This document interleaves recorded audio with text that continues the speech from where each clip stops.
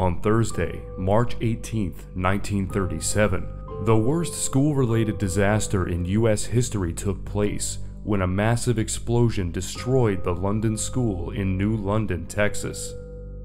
It was 3:17 p.m., less than 15 minutes before the school was to be let out for the day. Industrial arts instructor Lemmy R. Butler flipped the switch to turn on an electrical sanding machine in the basement of the school's main building. Unbeknownst to Butler or anyone else, the school had been filling with odorless natural gas, and it is believed that this action created the spark which ignited the mixture of gas and air that started the explosion. Of course, there was no way for him to know, and sadly, among many others, Butler lost his life in the explosion. The London School was new and well appointed, having been built only 5 years prior in 1932. Owing to the wealth New London had generated through its local oil economy, it was a state-of-the-art school featuring the highest quality materials and equipment. Despite sparing no expenses in the building of the facilities, School Superintendent W.C. Shaw and the school's board members quietly decided to seize a unique opportunity to save money. In the process of pumping oil from the ground, natural gas is also extracted and considered to be a waste product, which is normally burned off using something called a flare stack. It was common practice in the area for locals to tap into the lines and utilize the so-called raw or wet gas rather than having to pay for it through the local gas company. Though it was not officially sanctioned by the oil companies, it wasn't illegal, so people turned a blind eye to the practice. To avoid their monthly gas bill, this is precisely what was done at the London School. A crew consisting of a janitor, 2 bus drivers, and a welder contracted by the school were sent out to tap into a gas line owned by Parade Gasoline Company, which ran just about 200 feet from the school. When the explosion occurred, the school had only been using the raw gas for about a month, saving a total of just over $250. It's likely that gas had been leaking since the line was first tapped into, since not long after, students and teachers alike began experiencing headaches. Some students even complained of a burning sensation in their eyes. This leak was compounded by the building's structure. The school was built on a slope, so there was a large enclosed crawl space that ran the entire length of the main building, 253 feet. Because of this, a significant amount of gas would have been able to build up in the large area in the school's sub-basement, turning it into a massive time bomb waiting to be triggered. Unfortunately, when Mr. Butler activated the sanding machine, the explosion made its way into the enclosed area, detonating the crawl space like a giant bomb. Witnesses who observed the explosion from the outside noted that the roof lifted up from the top of the building before slamming back down and collapsing into the school. The exterior walls bulged out and sent debris flying through the air, including a concrete boulder that was thrown an astonishing 200 feet, crushing a 1936 Chevrolet in the parking lot. 500 students and 40 teachers were in the building at the time of the explosion. Many more would have been present if it had not been for all of the children in grades 1 through 4 being let out early in anticipation of the following day's interscholastic meeting in neighboring Henderson, Texas. Still, 5th through 11th graders were in class at the time. Actually, there was a record-setting attendance that day, with only 4 students absent. Additionally, a PTA meeting was being held in the gymnasium, a separate structure positioned roughly 100 feet from the main building. So close were some of the school buses transporting the 1st through 4th graders that they were actually able to see and feel the explosion firsthand. On Lonnie Barber's school bus, a shockwave shook the vehicle as he crested a nearby hill. It was followed by a growing rumble and the echo of the explosion. While Lonnie only felt it, the young children in the back witnessed it in its entirety and were left in stunned horror. Bravely, Lonnie pressed on and completed his 2-hour bus route, even knowing his own children were behind him, still in the school. He knew that parents would be worried about their children when news broke of the disaster, and ensured those on the bus made it home to them. It wasn't until after his route that he was able to come back in search of his 4 children, only to learn that his youngest son, 11-year-old 5th grader Arden Barber, perished in the explosion. Within only minutes of the blast, people began showing up to help, the first wave to come being the parents who were in the PTA meeting, along with nearby residents and the first wave of survivors to make it out of the building. The rescuers immediately started digging through the rubble with their bare hands. Before long, workers in the oil field were released from their jobs to assist with the rescue efforts, some of whom brought tools to help with the dig. Much of the city came to a complete halt. People abandoned their jobs to focus on the rescue.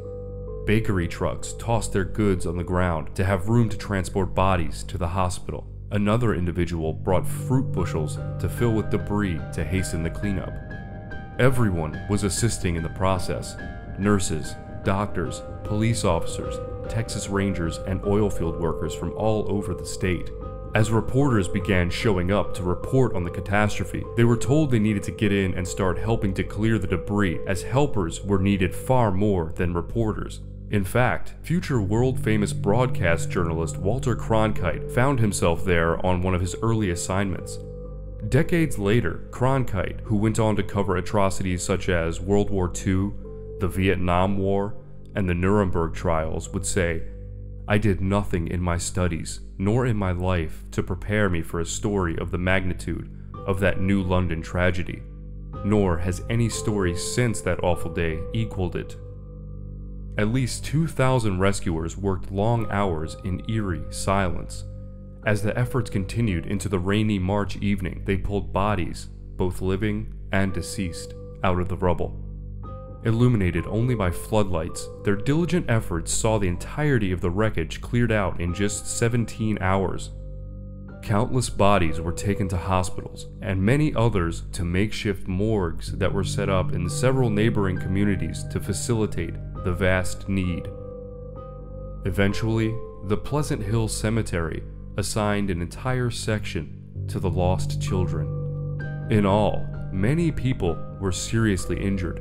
Tragically, a total of 294 children and school staff were killed in the explosion.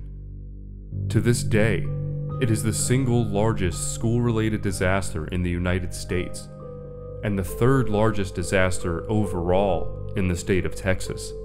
Countless recollections from survivors and parents paint a vivid picture of the shocking experience, from children describing seeing their friends killed right in front of them, and parents learning of their children's deaths, to parents unexpectedly being reunited with their children hours after they were mistakenly told of their passing.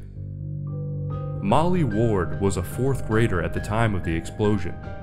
She eventually went on to be the mayor of New London and the first curator of the London Museum and Tea House, which was made in remembrance of this disaster. Many years after the event, Molly would recall, "Sometime in the night, a worker found a blackboard that had been on the wall that read, 'Oil and natural gas are East Texas's greatest mineral blessing. Without them, this school would not be here, and none of us would be here learning our lessons.'" This ironic finding demonstrated the inextricable link between the community and the local wealth generated from the oil. It makes sense. The industry added millions to the economy and allowed them to have great facilities for their citizens, which is especially relevant for a community in a nation still in the economic throes of the Great Depression. As expected, the outpouring of sympathy was vast. Eleanor Roosevelt personally sent a telegram to the community. What was not expected was the telegram received the following day from German dictator Adolf Hitler, expressing his sympathies, stating, "On the occasion of the terrible explosion at New London, Texas, which took so many young lives, I want to assure Your Excellency of my and my German people's sincere sympathy." When the proverbial dust settled, after the debris had been cleared out and the depth of the tragedy was mostly known, the citizens of New London wanted to know the cause of the explosion. It wasn't long before an investigation by the U.S. Bureau of Mines revealed that W.C. Shaw, the school superintendent, had unhooked the school from the safe public gas lines and hooked them up to the inconsistent, unrefined waste gas. Citizens were furious. They began making death threats against him, which ultimately led to Shaw resigning and moving away from town. For context, however, it is important to remember that what he did was commonplace, and he had no way of anticipating such a disaster would occur as a result. It's safe to assume that he wouldn't have done it if he was aware of the risks. In fact, W.C. Shaw lost his own son in the explosion, as well as his niece and nephew. The understandable animosity and anger of the citizens brought them to file a lawsuit against the school district and the Paradise Gasoline Company. However, the court ruled that neither were at fault for the explosion. The investigation by the U.S. Bureau of Mines found that the connection to the gas line was indeed faulty and did cause the leak into the school.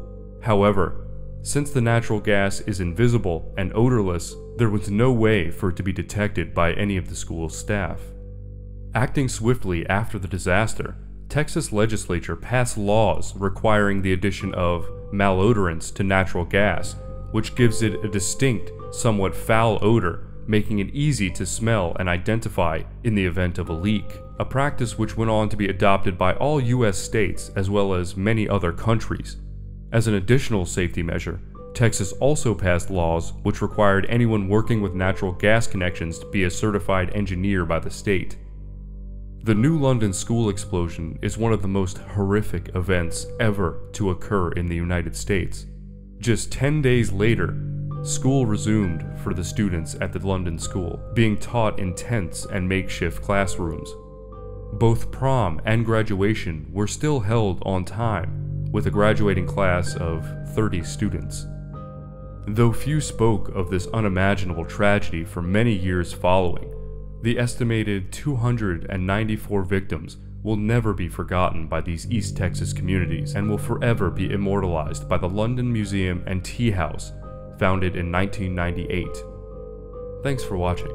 If you enjoyed this video, please like and subscribe to my channel for more content like this. Hit the bell icon to get notifications when I release a new video. If you're interested in supporting Motive Horror and gaining access to exclusive perks and merchandise, use the link in the description to become patron of my Patreon.